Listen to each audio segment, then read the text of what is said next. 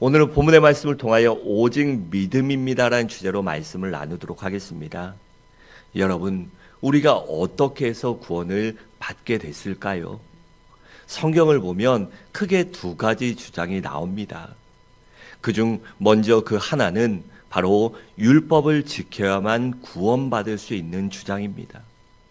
그러니까 이 말이 무엇냐 하면 우리가 할례 받고 십계명도 지키고 선행을 하며 열심히 신앙생활을 해야만, 그래야만 구원받을 수 있다는 주장이에요.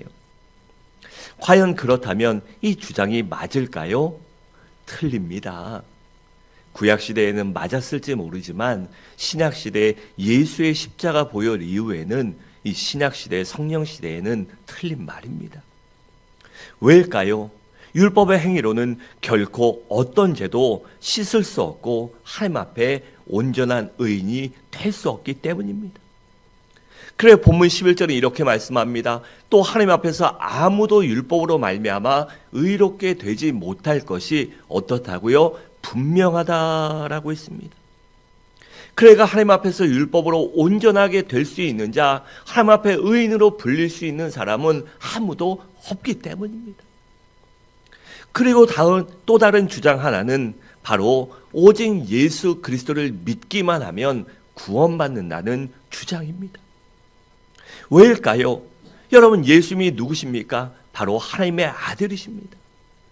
또 우리 예수님은 죄가 없으신 깨끗하신 분이시며 우리들의 죄를 대속해 주시려고 우리의 대신, 나 대신 십자가에서 피 흘려 대속의 죽으심을 당하시고 그 피로 말미암아 유월절 어린 양 대신 예수의 피로 말미암아 영원히 단번에 우리의 모든 죄를 속량해 주셨기 때문입니다.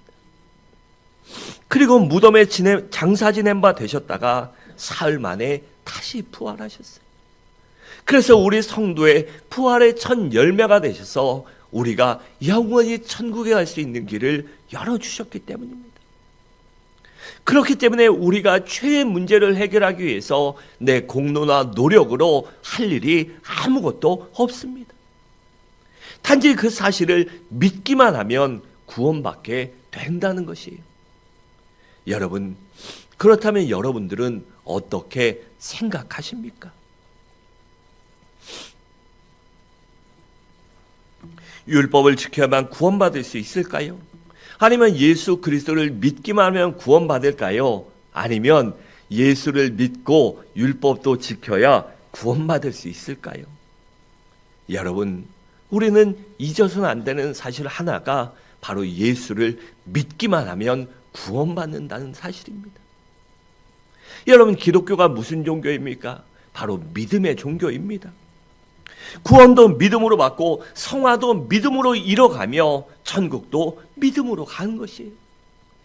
그렇기 때문에 우리 성도의 신앙의 기본은 시작도 믿음이요, 끝도 마지막도 믿음밖에 없습니다.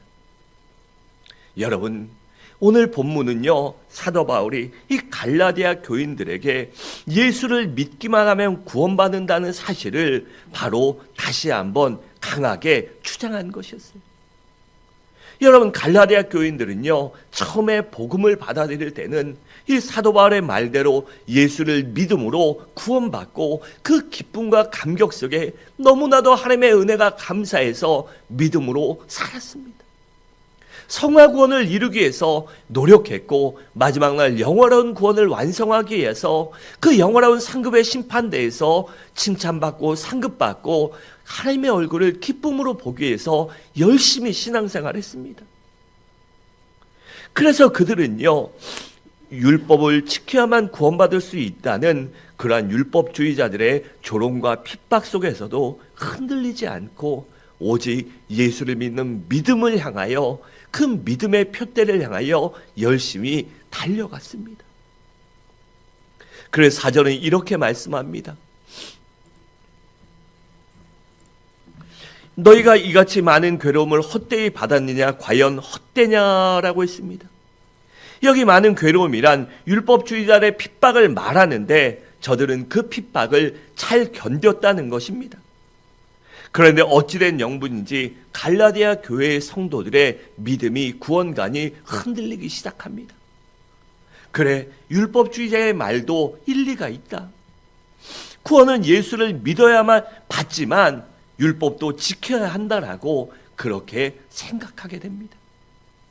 그래서 그들이 점점 그러한 잘못된 가치관과 신앙이 그들 속에 뿌리 내려가며 율법적으로 과거의 잘못된 것들을 고집하며 살기 시작합니다. 그 모습을 본 바울이 얼마나 가슴이 아팠겠습니까? 그렇게 잘못 믿다가는요, 나중에는 율법을 지켜야 구원받는다, 율법이 구원을 시킨다라는 잘못된 사상으로 흘러갈 수도 있기 때문에 사도 바울이 안타깝고 견딜 수 없는 심정으로 바로 오늘 본문을 기록한 것입니다. 그래서 1절은 이렇게 말씀합니다. 어리석도다 갈라디아 사람들아, 예수 그리스도께서 십자가에 못 박히신 것이 너희 눈앞에 보이거늘 누가 너희를 꾀더냐라고 했습니다.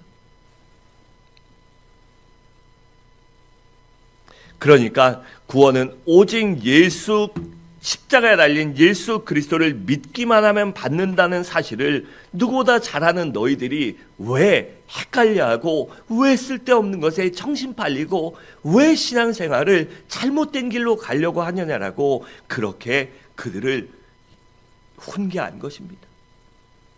여러분, 오늘날도 마찬가지 아닙니까?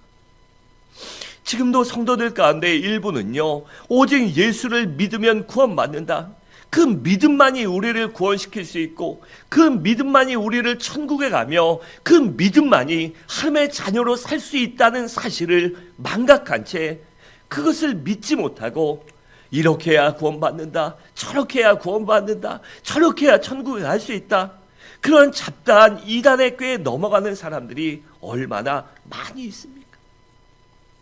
그러니 이보다 안타까운 일이 어디 있겠습니까? 여러분, 지금 이 시대에 우리들에게 가장 필요한 것이 있다면, 그리고 우리가 절대 잊어버려서는 안 되는 것이 있다면 그것은 바로 믿음입니다. 그렇다면 우리들에게 왜 믿음이 필요하고 왜 우리가 믿음을 갈망해야 할까요? 첫째로 오직 믿음으로 우리가 성령을 받기 때문입니다. 여러분, 본문 2절부터 5절까지 말씀은 오직 믿음으로 성령을 받는다는 사실을 다시 한번 가르쳐 줍니다. 우리 2절을 함께 읽겠습니다. 시작. 내가 너희에게서 다만 이것을 알려하노니 너희가 성령을 받은 것이 율법의 행위냐 혹은 듣고 믿음으로냐. 아멘. 여러분, 그러니까 성령 받은 것이 율법을 지켜서 받았느냐, 아니면 예수 그리스도에 대한 복음을 듣고 믿을 때 너희가 성령을 받았느냐라는 그러한 질문을 하는 것입니다. 여러분들은 어떻게 생각하십니까? 우리가 열심히 신앙생활하고 헌신하고 봉사하고 충성하니까 그 보상으로 하나님이 우리에게 성령을 주셨습니까? 아니면 우리가 예수 그리스도의 말씀과 예수를 믿음으로 말미암아 그때 성령을 선물로 주셨습니까? 그것은 두말할 필요도 없이 우리가 예수를 믿을 때 성령을 받은 것입니다. 그런데 사도 바울이, 여러분 한번 생각해 보세요. 왜 지금 율법을 지켜야 하냐, 말아야 하냐, 이런 구원의 얘기를 하다가 왜 갑자기 성령의 이야기를 했을까요? 그것은 바로 성령 하나님이 구원의 주체이시기 때문이며, 성령님이 예수 그리스도의 영이요 하나님의 거룩한 영이요 또한 성령 하나님이 역사하셔야만 우리들이 구원받을 수 있기 때문입니다. 그래 요한복음 3장 5절은 이렇게 말씀합니다. 사람이 물과 성령으로 나지 아니하면 하나님의 나라에 들어갈 수 없느니라 라고 했습니다. 또 고린도전서 12장 3절에 보면 누구든지 예수를 주라 시인할 수 없느니라 라고 했습니다. 그러니까 우리들이 거듭나게 해주시는 성령님이 우리들 속에 언제 임하시냐는 것이에요. 여러분, 우리가 십계명을 지키고 할례를 행하며 열심히 신앙생활 할 때입니까?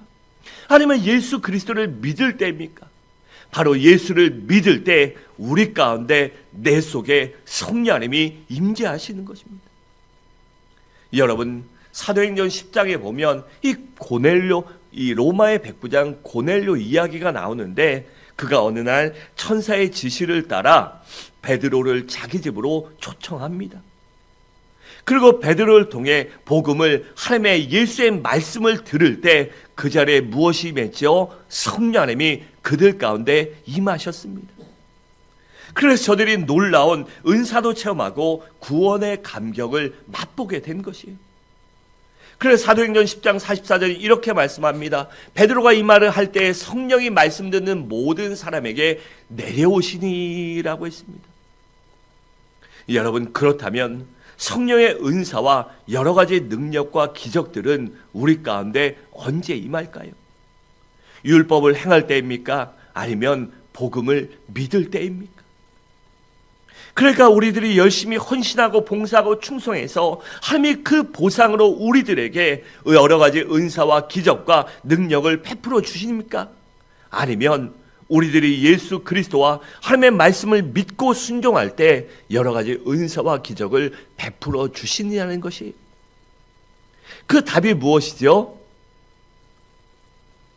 바로 믿을 때입니다. 우리가 예수를 믿을 때, 하나님의 말씀을 믿을 때 바로 성령의 은사와 능력을 체험하는 것입니다. 여러분, 분명히 아세요. 우리가 예수 그리스도를 믿을 때 성령도 받고 여러 가지 은사도 체험하고 기적도 경험하게 되는 것입니다. 결코 선행을 하거나 율법을 지켰기 때문에 그 보상으로 주어지는 것이 아니에요. 여러분, 우리는 오직 믿음으로 구원받고 오직 믿음으로 성령도 받습니다. 그러므로 우리 모두 예수를 믿는 믿음으로 구원받고 예수를 믿는 믿음으로 성령 충만도 체험하시기 바랍니다. 둘째로, 우리에게 믿음이 필요한 이유는 바로 오직 믿음으로 우리가 의롭게 되기 때문입니다. 여러분, 본문 6절부터 8절까지 그리고 11절까지는 바로 우리들이 오직 믿음으로 하나님의 의인이 될 수 있는, 하나님 앞에 의인이 된다는 사실을 가르쳐 줍니다. 여러분, 유대인들의 조상이 누구입니까? 아브라함입니다. 그렇다면 우리 모든 믿는 성도들의 믿음의 조상은 누구일까요? 바로 그것도 아브라함입니다. 그런데 믿음의 조상 아브라함이 언제 하나님 앞에 의인이 되었습니까? 그가 할례를 행하고 율법을 지키고 여러 가지를 할 때 의인이 되었습니까? 아니면 그가 온전히 전심으로 하나님을 믿을 때 의인이 되었습니까? 그것은 바로 그가 하나님을 온전히 절실하게 전심으로 믿을 때 바로 그가 하나님 앞에 의인이 되었습니다. 본문 6절은 그래서 이렇게 말씀합니다. 아브라함이 하나님을 믿음에 그것을 그에게 의로 정하셨다 함과 같으니라 라고 했습니다. 여러분, 하나님께서 아브라함에게 무슨 약속을 하십니까? 내가 너와 사라 사이에 아들을 주겠다. 너의 믿음의 대를, 너의 가문의 대를 이을 아들을 꼭 주겠다라고 약속하십니다. 그런데 그 약속이 사람 입장에서 수십 년 동안 지켜지지 않습니다. 그래서 이 사라가 할머니가 되었는데도 아이가 없었어요. 그러니 아브라함이 믿음이 좋아도 흔들릴 수밖에 없지 않겠습니까? 여러분, 우리가 어떤 응답받고 하나님의 약속을 받았는데 그것이요 1년, 2년 못 버티는 사람도 많습니다. 10년, 20년 쉽지 않습니다. 과연 여러분들 가운데 하나님의 약속의 말씀을 내가 10년, 20년, 30년, 40년 기다릴 수 있다, 의심하지 않을 수 있다, 자부할 수 있는 사람이 과연 몇 명이나 됩니까? 조금씩 의심하고 흔들리고 걱정하고 염려하는 것이 바로 우리 인생들입니다. 아브라함도 수십 년 때 하나님의 약속이 이루어지지 않자 조금씩 흔들리기 시작합니다. 그때 하나님이 아브라함에게 다시 나타나셔서 내가 반드시 사라를 통해 너에게 아들을 주겠다라고 다시 한번 말씀하십니다. 그것이 창세기 15장 4절부터 6절입니다. 이렇게 말씀합니다. 여호와의 말씀이 그에게 임하여 이르시되 그 사람이 내 상속자가 아니라 내 몸에서 날 자가 내 상속자가 되리라 하시고 그를 이끌고 밖으로 나가 이르시되 하늘 우러러 무뼈를 셀 수 있나 보라. 또 그에게 이르시되 내 자손이 이와 같으리라. 아브라함이 여호와를 믿으니 여호와께서 이를 그의 의로 여기시고라고 했습니다. 여기 뭐라고 말씀합니까? 아브라함이 하나님을 믿었을 때 수십 년이 지나도 이루어지는 약속이지만 하나님이 다시 한번 약속하시자 그 하나님을 믿고 말씀을 믿고 약속을 믿었을 때 하나님 앞에 의인이 되었다는 것입니다. 그러면 창세기 17장에 보면 하나님이 아브라함에게 할례를 행하라고 하십니다. 여러분, 아브라함이 하나님의 언약의 말씀을 듣고 믿었을 때 의인이 되었지 할례를 받았기 때문에 하나님 앞에 의인이 된 것이 아닙니다. 여러분, 우리들도 마찬가지입니다. 우리가 예수 그리스도를 믿을 때 의인이 되지 우리들의 선행이나 노력으로 결코 의인이 되는 것이 아닙니다. 그래 본문 7절에 이렇게 말씀합니다. 그러므로 믿음으로 말미암은 자들은 아브라함의 자손인 줄 알지어다 라고 있습니다. 여러분, 우리가 믿음으로 하나님 앞에 의인이 된 것입니다. 예수를 믿음으로 십자가의 보혈을 믿음으로 그 복음을 믿음으로 바로 우리가 죄에서 해방받고 하나님 앞에 의롭다함을 얻은 하나님의 자녀요, 하나님의 종이요, 하나님의 백성이요, 천국의 시민이 된 것입니다. 그런 우리들에게 하나님이 뭐라고 약속하십니까? 아브라함의 자손이 된다라고 하셨습니다. 여러분, 하나님께서 아브라함에게 무슨 약속을 하십니까? 바로 온 천하의 만민이 믿음으로 말미암아 너의 후손이 되고 너의 복도 똑같이 받게 될 것이라고 하십니다. 본문 8절은 그래서 이렇게 말씀합니다.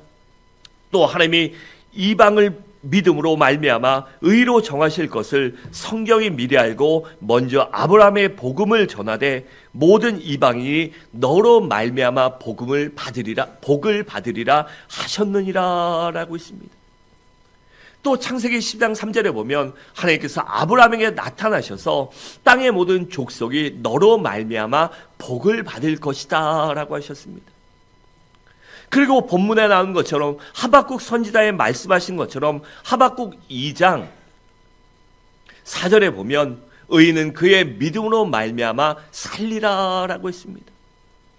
여러분, 사도 바울은 이 하박국 2장 4절의 말씀을 인용해서 그 누구도 율법으로 의롭다 하심을 받을 수 없고 오직 믿음으로만 의롭다 하심을 받을 수 있다고 그렇게 다시 한번 강력히 말씀하고 있는 것입니다.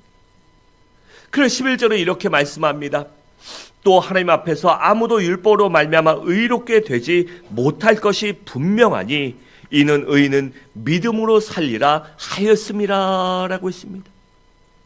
그러니까 하나님 앞에 우리들이 의인이 되는 것은 예수 그리스도의 보혈을 믿을 때라는 사실입니다.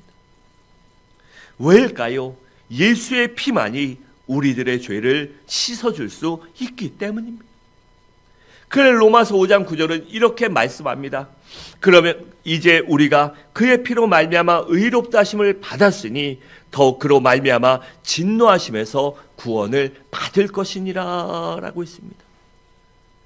그러므로 우리 모두 하나님 앞에 거룩한 의인으로 살아가시기 바랍니다. 내가 믿음으로 말미암아 하나님 앞에 의인이 되었다, 하나님의 자녀가 되었다는 사실을 잊지 말고 오직 믿음으로 하나님 앞에 의인으로 의인답게 살아가시기 바랍니다. 셋째로, 우리가 믿음을 소중하게 여기고 믿음에 우리의 모든 것을 거래하는 이유는 바로 오직 믿음으로 복을 받기 때문입니다. 여러분, 본문 9절부터 14절까지 말씀은 바로 우리들이 예수 그리스도를 믿을 때 저주에서 해방되어 복된 삶을 살 수 있음을 가르쳐주고 있습니다. 여러분, 율법이 언제 율법이 됩니까? 바로 율법을 온전히 지킬 때입니다. 그러니까 온전히 지킨다는 것이 무엇입니까? 하나도 빼먹지 말고 모든 것을 다 지킬 때입니다.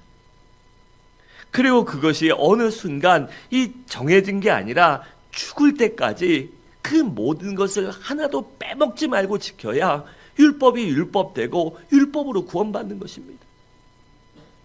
그런데 만약 그중 하나라도 지키지 못한다면, 아니 끝까지 지키지 못한다면 모든 율법을 범한 자와 같다라고 그렇게 말씀합니다.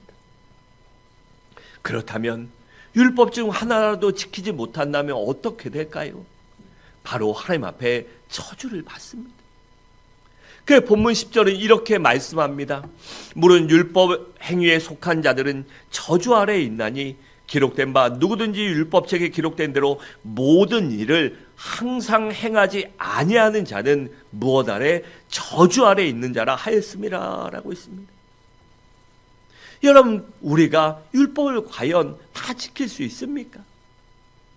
어느 하나도 빼먹지 말고 죽는 순간까지 그 모든 것을 범하지 않고 지킬 수 있는 사람이 과연 누가 있습니까? 이 세상 사람들은 아무도 없습니다. 그렇기 때문에 이 저주에서, 율법의 저주에서 벗어날 수 없는 것입니다. 그렇기 때문에 모든 사람들이 죄 가운데 고통당하고 살아가며 질고에 시달리며 가난 속에 몸부림치며 서로 시기하고 질투하며 분쟁하며 살아가는 것입니다. 그래서 하나님께서는 이 율법의 저주 아래서 고통받고 영원히 죽을 수밖에 없는 우리들을 너무나도 사랑하셔서 이 율법의 저주에서 해방시켜 주시려고 예수님을 이 땅에 보내주셨습니다. 그리고 예수님께서는 이 율법의 저주에서 우리들을, 나를 해방시켜 주시려고 바로 십자가에서 피 흘려 죽으셨습니다. 그래서 13절은 이렇게 말씀합니다. 그리스도께서 우리를 위하여 저주를 받은 바 되사 율법의 저주에서 우리를 속량하셨으니 기록된 바 나무에 달린 자마다 저주 아래에 있는 자라 하였음이라 라고 했습니다. 여러분, 십자가는 저주의 상징입니다. 예수님 시대의 그 로마 제국이 이 중세와 유럽과 많은 나라를 지배했잖아요. 그런데 그 나라에 심각한 이 십자가형이 있었는데요. 그 십자가형은 로마의 시민권을 가진 사람은요, 무슨 죄를 지어도 이 국가 반역을 해도 역모를 깨도 절대 십자가에 달지 않았습니다. 단지 이방인들만 십자가에 매달아 죽였어요. 왜일까요? 그 십자가 형벌이 너무나도 가혹하고 참혹했기 때문입니다. 그런 저주스럽고 참혹한 십자가를 우리 주님께서 왜 지셨을까요? 그것은 바로 우리들을 저주에서 해방시켜 주시기 위해서입니다. 그래서 이사야 53장 5절은 이렇게 말씀합니다. 그가, 즉 예수님의 찔림은 우리의 허물 때문이니 예수님의 상함은 우리의 죄악 때문이라. 그가 징계를 받음으로 우리는 평화를 누리고 예수님의 채찍에 맞음으로 우리는 나음을 받았도다라고 있습니다. 그렇다면 우리가 이 십자가에 달린 예수를 진정으로 믿으면 어떻게 될까요? 그것은 바로 우리가 모든 저주에서 해방될 뿐만 아니라 아브라함과 같은 복도 받게 됩니다. 그래서 9절은 이렇게 말씀합니다. 그러므로 믿음으로 말미암은 자는 믿음이 있는 아브라함과 함께 복을 받느니라 라고 있습니다. 또 14절에 보면 이는 그리스도 예수 안에서 아브라함의 복이 이방인에게 미치게 하고 라고 했습니다. 그렇다면 우리가 아브라함과 함께 어떤 복을 받게 될까요? 여러분, 우리가 예수 그리스도를 믿으면 복 중의 복인 죄사함을 받게 됩니다. 가장 먼저 죄사함의 복을 받고 영생을 얻으며 하나님의 자녀가 돼요. 더 나아가 그래서 우리 마음속에 놀라운 평강과 기쁨과 행복을 누리게 됩니다. 여러분, 내세에 대한 걱정, 죽으면 어떻게 되나, 내가 무엇이 되나, 고통받을지 않나, 여러분 그런 고민이 해결되니 얼마나 행복합니까? 여러분, 우리는 어떤 믿음을 갖고 있습니까? 난 지금 죽어도 천국에 갈 수 있다. 난 지금 죽어도 하나님 앞에 가서 그 영원한 천국의 잔치에 참여할 것이다. 난 그곳에서 하나님과 함께, 우리 주님과 함께 기쁨으로 영광 중에 아름답게 살아가라는 믿음이 있지 않습니까? 그래서 우리가 죽음을 두려워하지 않는 것이고, 세상의 환난이나 곤고나 핍박이나 모든 것들을 두려워하지 않고 그것들을 걱정하지 않을 수 있는 것 아닙니까? 그래서 우리 가운데 놀라운 평강과 기쁨이 넘치게 되는 것입니다. 또한 하나님의 상속자가 되어 그 모든 것들을 누리게 됩니다. 그러니까 예수 그리스도를 믿으면 모든 저주에서 해방될 뿐만 아니라 금세와 내세에 하나님이 주시는 모든 복을 누릴 수 있게 된다는 것입니다. 단지 내가 믿음이 있어야 하는 것이고, 그 믿음으로 하나님만을 의지하며 하나님만을 바라보며 그 하나님을 위하여, 영원의 때를 위하여, 천국의 상급의 심판대를 위하여, 그 영원한 영화 구원을 완성하기 위하여 우리가 열심히 달려갈 뿐입니다. 그렇게 믿음으로 달려갈 때, 하나님을 바라보고 하나님을 의지하며 하나님께 소망을 두고 살아갈 때, 바로 하나님이 나의 힘과 능력과 산성과 요새가 되셔서 나를 지키시고 나와 함께 하셔서 내가 반드시 승리하게 하실 것입니다. 그러니 이보다 더 큰 복이 어디 있겠습니까? 사랑하는 성도 여러분, 말씀을 마치도록 하겠습니다.